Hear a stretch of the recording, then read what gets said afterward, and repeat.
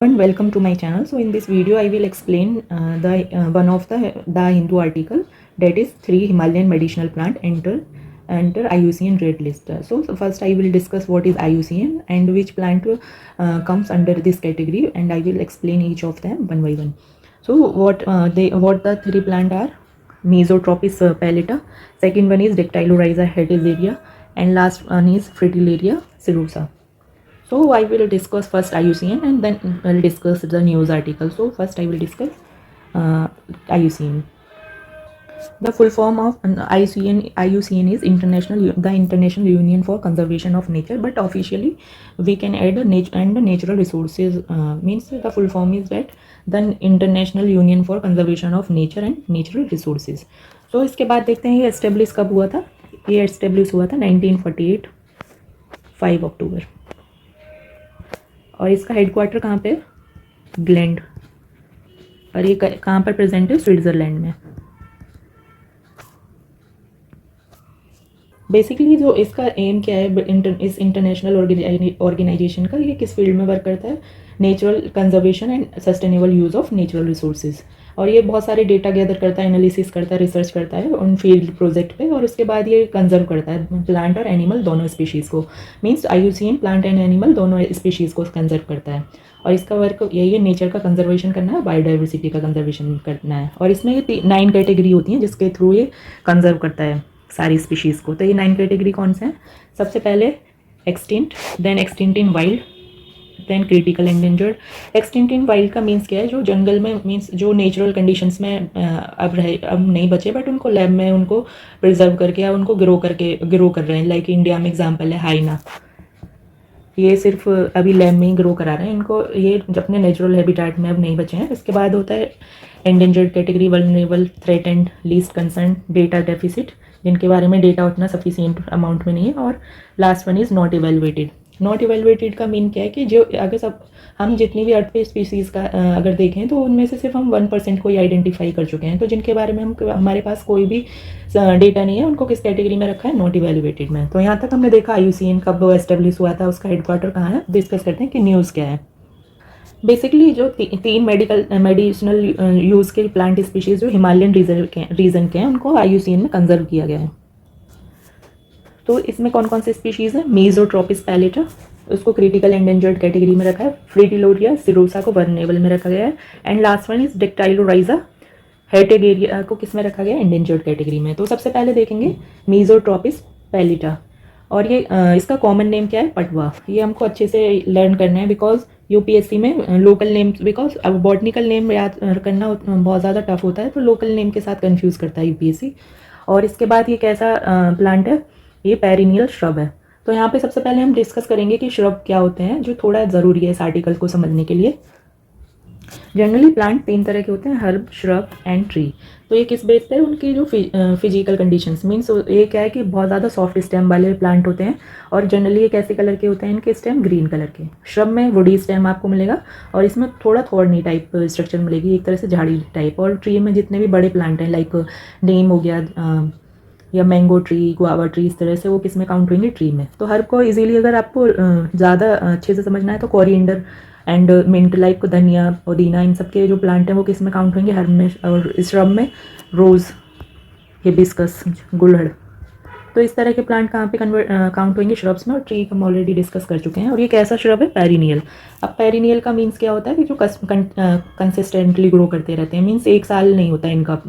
कुछ प्लांट क्या है कि पूरा साइकिल अपना 1 ईयर में कंप्लीट कर लेते हैं, और कुछ ऐसे होते हैं जिनके पूरे साइकिल को कंप्लीट करने में 2 ईयर्स लगते हैं, बट जिनके साइकिल को पूरा करने के लिए मोर देन 2 ईयर्स लगते हैं उनको पेरिनियल. मीन्स जो 1 ईयर वाले हैं उनको एनुअल, 2 ईयर वाले बाइनियल, एंड 2 से ज़्यादा वाले पेरिनियल. तो इसके बाद आपको ये इजीली समझ आएंगे, क्योंकि ये टर्म तीनों प्लांट के लिए यूज़ हो रहे हैं, तो आप अच्छे से समझ पाएंगे, इसलिए एक्सप्लेन किया था. और ये कैसा प्लांट है? ये एंडेमिक है. कहाँ पे? उत्तराखंड में. एंडेमिक का मीन्स क्या होता है कि पर्टिकुलर प्लांट सिर्फ एक ही एरिया में मिलेगा, जैसे ये कहाँ पे मिल रहा है, सिर्फ उत्तराखंड में, मीन्स ये और कहीं उतना नहीं मिलेगा, ये कहाँ पे मिलेगा, सिर्फ उत्तराखंड में। तो इस तरह की कंडीशन को एंडेमिक बोलते हैं। और ये किस कैटेगरी में कंजर्व किया है, क्रिटिकल एंडेंजर्ड में। बिकॉज ये किस बेस पे, क्योंकि इनका बस एरिया कितना बचा है, 10 स्क्वायर किलोमीटर एरिया में ही सिर्फ अभी बचे हैं, इसलिए इनको ज़्यादा कंजर्वेशन की ज़रूरत है। और इनका जो थ्रेट किसकी वजह से इनको थ्रेट मिल रही है, डिफॉरेस्टेशन से, हैबिटाट फ्रेगमेंटेशन से और फॉरेस्ट फायर से। हमको ये पता है कि उत्तराखंड के जो फॉरेस्ट हैं काफ़ी प्रोन एरिया हैं किसके लिए, फॉरेस्ट फायर के लिए। तो एक ये बड़ा रीज़न है इनके कंजर्वेशन को जो एक तरह से हर्ट कर रहा है। तो वो पे आपको समझ आया होगा। इसके बाद दूसरा प्लांट देखते हैं कि दूसरा प्लांट कौन सा है, और साथ ही इस प्लांट का इसका जो मेडिसिनल यूज़ क्या है वो देखते हैं, उसके बाद सेकंड डिस्कस करेंगे। बेसिकली इसके जो लीव्स हैं उससे एक एक्सट्रैक्ट निकालने पे क्या हमको मिलता है, स्ट्रॉन्ग एंटीऑक्सीडेंट। मींस जो एंटीऑक्सीडेंट क्या होते हैं, जो हमारी बॉडी के फ्री रेडिकल्स होते हैं डिफरेंट पॉल्यूटेंट्स की वजह से आ जाते हैं, उनको बॉडी से बाहर करते हैं। एंटीऑक्सीडेंट काफ़ी प्रोमिनेंट अमाउंट में होते हैं इनके लीव्स में।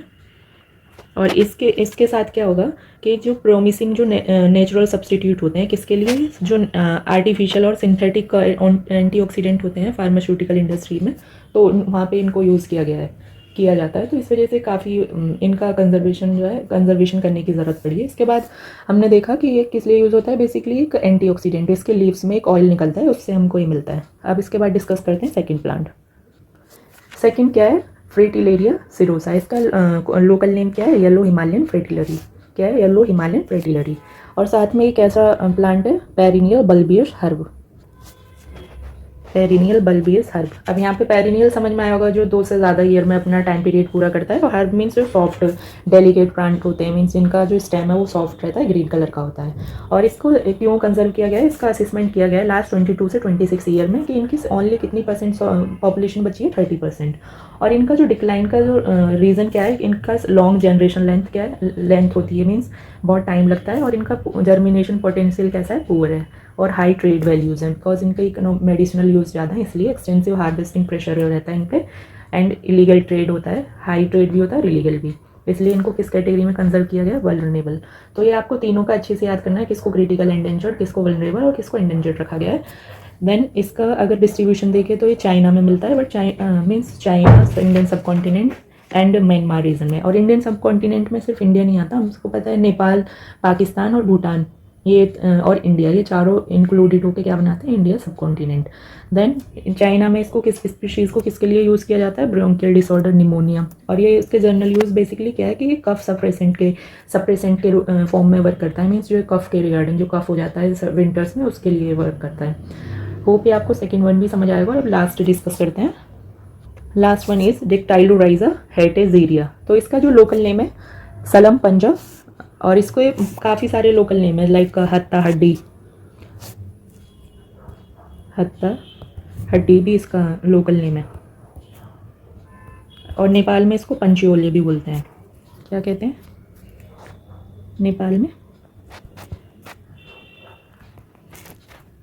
पंचियोले। अब इसका रीज़न क्या है कि इसको हत्ता हड्डी क्यों कहते हैं, बिकॉज इसका रूट का काफ़ी मेडिसिनल यूज़ है। और उसकी शेप कैसी होती है, हैंड जैसी। ये आपको विजुअल्स में मीन्स फोटो में दिख रही होगी, ये कैसे हाथ के जैसा दिख रहा है, इसलिए हत्ता हड्डी और पंचियोले इस तरह से इसको नाम दिए हुए हैं जगह जगह पे। और इसका जो डिस्ट्रीब्यूशन कहाँ से कहाँ तक है, पाकिस्तान से साउथ ईस्ट तिब्बत तक। देन इसके बाद देखते हैं कि इसके बारे में देखते हैं बेसिकली कैसा, इसका जो थ्रेट का रीज़न क्या है, habitat loss, live strong grazing, deforestation, climate change. और ये इसका सबसे ज़्यादा यूज़ किस में होता है, आयुर्वेदा, सिद्धा, यूनानी, इनमें काफ़ी यूज़ होता है। Alternative system of medicine to cure dysenteries like पेचिस, गैस्ट्रिक, क्रोनिक फीवर। क्रोनिक का मीन्स होता है जो लॉन्ग टाइम, बहुत ज़्यादा लंबे समय तक जो बुखार रहता है, लॉन्ग टाइम ड्यूरेशन वाले फीवर को ये कंट्रोल करता है। कफ में यूज़ होता है, स्टमक एक्स में मीन्स पेट दर्द के लिए भी यूज़ करते हैं। इसके अलावा इसको पायरिया जो टीथ में हो जाता है उसके लिए भी यूज़ करते हैं। पायरिया ये टीथ में जनरली बैक्टीरियल डिजीज़ है एक तरह से। टीथ येलो कलर के हो जाते हैं और बहुत ज़्यादा डैमेज होना शुरू हो जाते हैं। और इसका जो एक्सट्रैक्ट है वो कीप पीपल यूथफुल, मीन्स लोगों को यंग रखने के लिए, मीन्स एक तरह से काफ़ी एक तरह से पावर प्रोवाइड करता है यूथ किसी भी ह्यूमन को। तो इनको मतलब एक तरह से जो बॉडी की वीकनेस को यूज़ करने के लिए किया गया है यूज़। और इसको स्पीशीज़, ये किसकी सब एक तरह से स्पीशीज़ है, ऑर्किड की। आपने ऑर्किड का फ्लावर देखा होगा तो इसके जैसे ही होता है लगभग, ये उसी का स्पीशीज़ है ऑर्किड का ही। और ये कैसा है, पेरिनियल हर्ब है। पेरिनियल आपको समझ आया होगा, जो 2 से ज़्यादा ईयर में अपना टाइम पीरियड पूरा करता है। और हर्ब मीन्स जो सॉफ्ट, डेलिकेट और ग्रीन स्टेम होते हैं जिन प्लांट्स के। और ये तो हमें पता ही है हिमालयन रीजन में मिलता है। तो यहाँ तक हमने डिस्कस कर किए तीनों प्लांट्स, होप आपको समझ आएंगे। इसके बाद हम देखते हैं कि क्वेश्चन किस तरह से आते हैं इस तरह के टॉपिक्स में से। तो यहाँ पे अगर 2019 का क्वेश्चन देखें तो इसमें क्या पूछा है, कुछ प्लांट क्या है कि न्यूज़ में रहते हैं तो उनके इकोनॉमिक इंपॉर्टेंस और उनके डिस्ट्रीब्यूशन को लेके इस तरह के क्वेश्चन आते हैं। तो क्वेश्चन देखते हैं। There was a growing awareness in our country about the importance of Himalayan nettles Giardiana diversifolia because it is found to be a sustainable source of। अब ये किसका सोर्स है, हिमालयन रीजन में मिलता है, ये यूपीएससी ने पूछा 2019 में। तो इसका जो करेक्ट आंसर है टेक्सटाइल फाइबर। इसके बाद ये सेकंड वाला क्वेश्चन, इसमें क्या है कि हमको कुछ यूज़ उन्हें लोकल नेम और उसके बेस पे भी काफ़ी क्वेश्चन आते हैं। और इसके बाद सेकंड में क्या है कि नेचुरल मॉस्क्यूटो रिपेलेंट कौन है, तो इसका आंसर लेमन ग्रास है। और ये लास्ट ईयर अभी 2022 का है। इसमें क्या दिया है कि गुच्ची को लिखा है, बट इसका बॉटनिकल नेम क्या है, मॉर्चेला होता है, एक फंजाई है, बट इसमें क्या है कि उसका लोकल नेम दिया है। और ये किस लिए न्यूज़ में रहा था, क्योंकि इसकी कॉस्ट ज़्यादा, काफ़ी कॉस्टली मार्केट में मिल रहा था, अराउंड 20,000 पर केजी इस तरह से। तो इस वजह से ये क्वेश्चन पूछा कि एक फंगस है, तो ये भी सही है। और ये कहाँ पे ग्रो करता है, वो हिमालयन फॉरेस्ट एरिया में।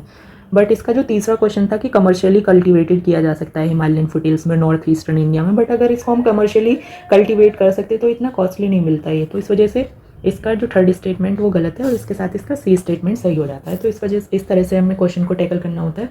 इसके अलावा 2018 में क्वेश्चन पूछा था कि इसको किस पर्पज़ के लिए यूज़ किया जाता है, बायोडाइवर्सिटी ये कि कहाँ पे ग्रो करता है, बेसिकली इस तरह से ही न्यूज़ में रहा था। तो इसलिए हमें जो प्लांट है उनका थोड़ा बैकग्राउंड पता होना चाहिए। और ये कुछ एग्जांपल्स लिए थे, बट यूपीएससी ने काफ़ी सारे क्वेश्चन पूछे हैं प्रीवियस ईयर में। आप उनको अच्छे से एनालाइज करेंगे तो आपको भी पता चलेगा। और ये हमने 3 प्लांट पढ़े, तीनों ही काफ़ी स्पेशल फीचर रखते हैं और इनका कंजर्वेशन स्टेटस, लोकल नेम, ये आपको अच्छे से लर्न करना है। इसी के साथ मैं अपनी वीडियो को एंड करती हूँ। Hope you guys like it, and if you like please like and subscribe my channel. Thank you so much for watching.